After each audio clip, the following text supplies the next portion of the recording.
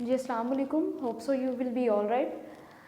Beta ji, we have learnt about chapter number 7, that is Kingdom Protista, and today my demonstration topic is zooflagellates.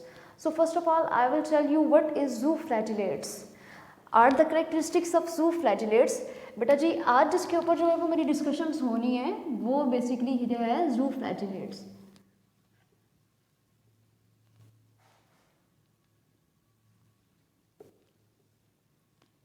तो ज़ूफ्लैजिलेट्स के ऊपर आज हम लोगों ने डिस्कशन करनी है. सो किंगडम प्रोटिस्टा वाला चैप्टर हम लोगों ने स्टार्ट किया हुआ है. अब ज़ूफ्लैजिलेट्स के इंट्रोडक्शन को अगर हम देख लेते हैं तो ज़ू का मतलब होता है animals and flagellates, you know कि फ्लैजिलेट्स का बेटा जी मतलब होता है कि फ्लैजेला उनके ऊपर प्रेजेंट होते हैं. सो यहाँ पे इंट्रोडक्शन के अंदर जो है सबसे पहले अगर मैं लिख देती हूँ जी ज़ू. आप वैसे भी यहाँ पे ज़ूलॉजी के अंदर यू नो कि ज़ूलॉजी भी जो है it is the branch of biology in which we study about the animals. So यहाँ पे भी बेटा जी जो है वो ज़ू का मतलब हो गया एनिमल्स. बट कौन से एनिमल्स जिनके अंदर जो होगा वो फ्लैजेला होगा. ऐसे तमाम एनिमल्स जिनकी बॉडी के ऊपर उनके स्ट्रक्चर के ऊपर जो है वो फ्लैजेला प्रेजेंट होगा. आज हम लोगों ने बेसिकली जो है वो उन एनिमल्स के अबाउट हम लोगों ने बात करनी है जो कि बेसिकली ज़ूफ्लैजिलेट्स होंगे, जो कि अपनी बॉडी में एक फ्लैजेला ज़रूर रखेंगे और वही फ्लैजेला जो होता है वो उनको मूवमेंट में हेल्प आउट करता है. देन बेटा जी यहाँ पे इंट्रोडक्शन में अब उसके बाद हम फॉर्म्स की बात कर लेते हैं. तो ये जो ज़ूफ्लैजिलेट्स होते हैं वो यूनिसेलुलर होते हैं, या फिर वो यूनिसेलुलर होते हैं, या फिर बेटा जी वो कॉलोनियल शेप में होते हैं.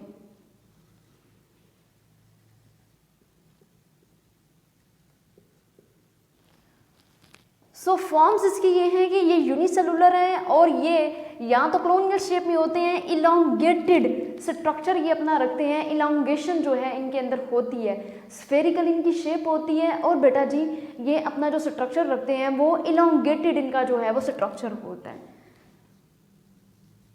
इलोंगेटेड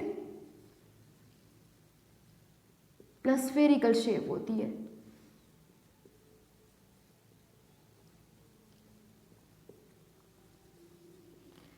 उसके बाद बेटा जी हैबिटेट को हम लोग डिस्कस कर रहे थे पीछे भी.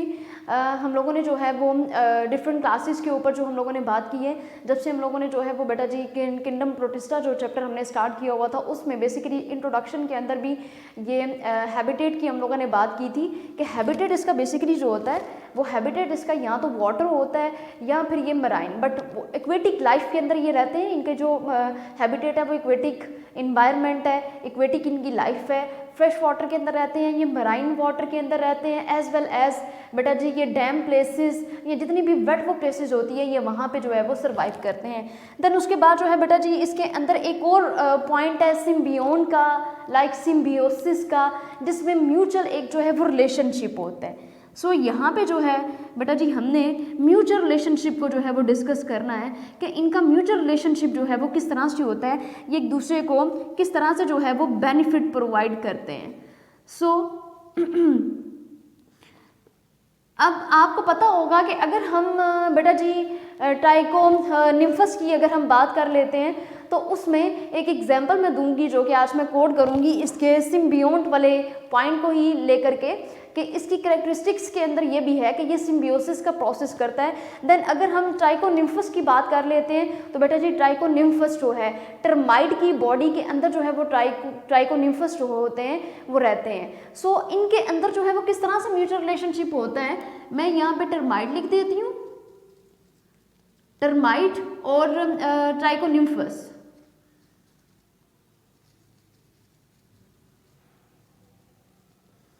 तो बेटा जी इनका ना आपस में म्यूचुअल रिलेशनशिप है, ठीक है, इनका आपस में एक म्यूचुअल रिलेशनशिप है. सो ये टर्माइट की बॉडी के अंदर रहते हैं, जो कि ट्राइकोनिम्फस होते हैं वो टर्माइट की बॉडी के अंदर रहते हैं. और आपको पता है जो टर्माइट है बेटा जी वो दीमक दीमक की हम बात कर रहे हैं, और दीमक जो होती है वो लकड़ी के अंदर रहती है, लकड़ी को खाती है, लकड़ी को चाटती है, वहाँ से अपनी फूड की रिक्वायरमेंट्स जो होती हैं उसको पूरा करती है।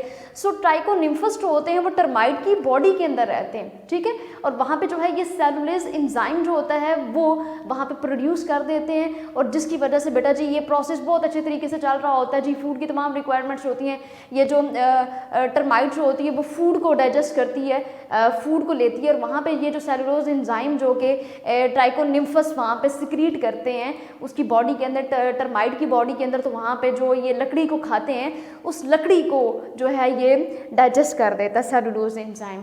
सो इस तरह से इसको अब कैसे बेनिफिट मिलता है, टर्माइट जो है ये प्रोवाइड करेगा सेलुलोज एंजाइम जो है वो प्रोवाइड कर देगा। अब इसको क्या बेनिफिट मिलेगा टर्माइट से, टर्माइट की बॉडी एज यू नो कि आपकी बॉडी के अंदर भी पैरासाइट्स होते हैं, लाइक अगर मैं रिंग वर्म की बात करती हूँ या मैं टेप वर्म की बात कर लेती हूँ, तो बेटा जी हमारी ह्यूमन बींग्स की बॉडी के अंदर भी जो है वो पैरासाइट्स होते हैं, एनिमल्स की बॉडी के अंदर जो है वो पैरासाइट्स होते हैं। सो हमारी बॉडी जो होती है उनको शेल्टर प्रोवाइड करती है। सो इसी तरह से जो है ये ट्राइकोनिम्फस जो होते हैं वो इसको शेल्टर मिल रही होती है, टर्माइट की बॉडी के अंदर ये रहते हैं, जिसकी वजह से टर्माइट की बॉडी के अंदर इनको जो है वो शेल्टर मिलती है।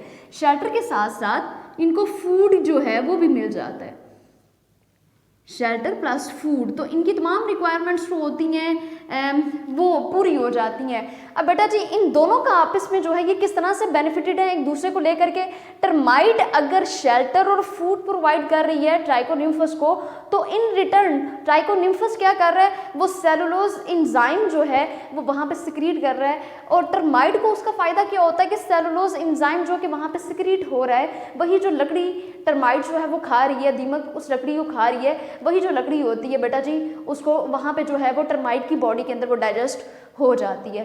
So this is the process of symbiosis, हो termite and trichonymphas are benefited, provide benefit to each other. So बेटा जी नेक्स्ट जो हमारा पॉइंट है वो है ट्राइपैनोसोमा। ट्राइपैनोसोमा जो है वो एक बेटा जी ये फ्लाई है, सीसी फ्लाई, सीसी फ्लाई। अच्छा जी बेटा जी ये जो ट्राइपैनोसोमा जो है ये सीसी फ्लाई के अंदर रहता है। अब ये बेटा जी ये सीसी फ्लाई जब इसने अफ्रीका के लोगों को बाइट करना शुरू कर दिया था, तो वहाँ पे अफ्रीका के लोगों के अंदर एक डिजीज़ हो गई थी, स्लीपिंग सिकनेस जिसको हम बोलते हैं। सो उनके अंदर बेटा जी एक स्लीपिंग सिकनेस वाली जो थी वो डिजीज़ हो गई थी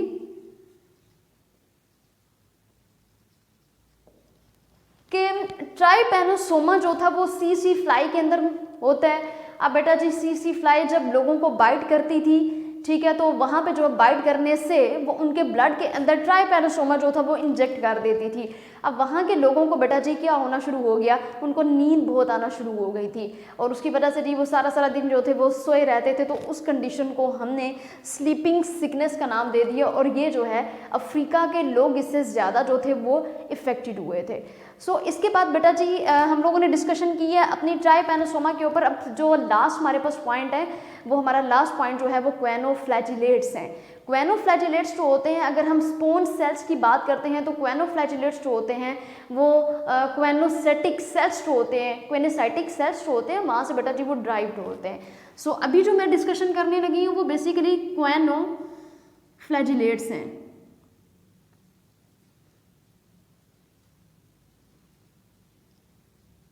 क्वेनोफ्लैजिलेट्स जो कि बेटा जी ड्राइव्ड होते हैं क्वेनोसाइटिक सेल से।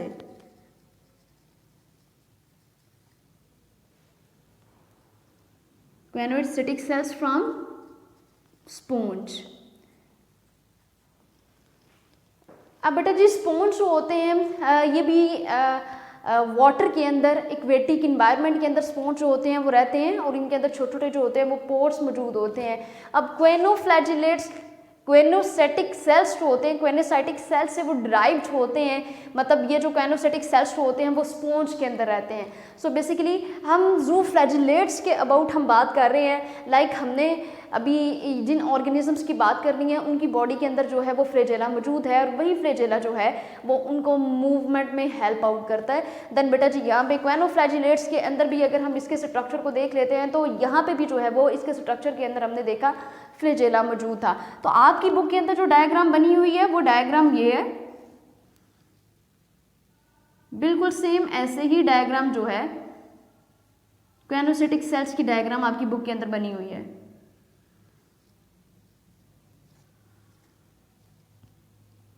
ठीक है जी, ये बेसिकली जिसको अभी भी ये मैंने ब्लॉक्स की शक्ल में किया है इसको हम कॉलर बोलते हैं। इसके अंदर हल्का सा जो है वो फ्लैजेला मौजूद होता है।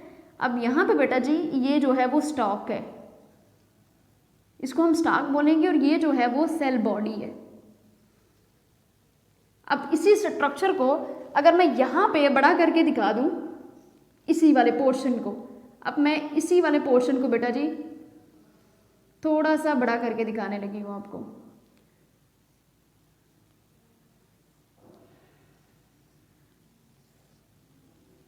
अब बेटा जी ये जो है ये कॉलर है, इसके ऊपर जो है वो फ्लैजेला मौजूद है, और यहाँ पे ये जो है वो वैक्यूल है, और इसको बेटा जी हम सेल बॉडी बोलते हैं।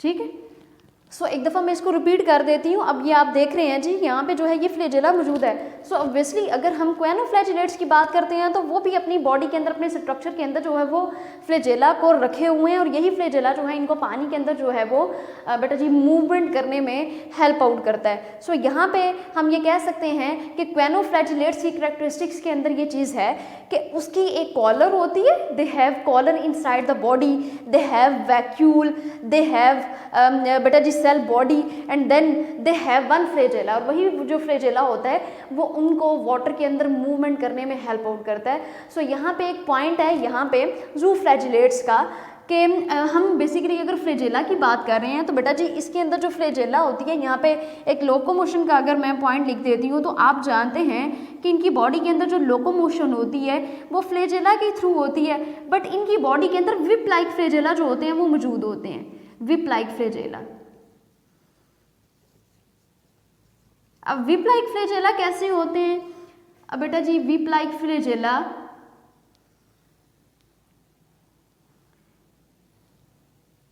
अब विप लाइक फ्लैजेला जो है वो ये विप लाइक फ्लैजेला है कि वो इस शेप में फ्लैजेला होते हैं, इस शेप में। सो इसको हम विप लाइक फ्लैजेला बोलते हैं।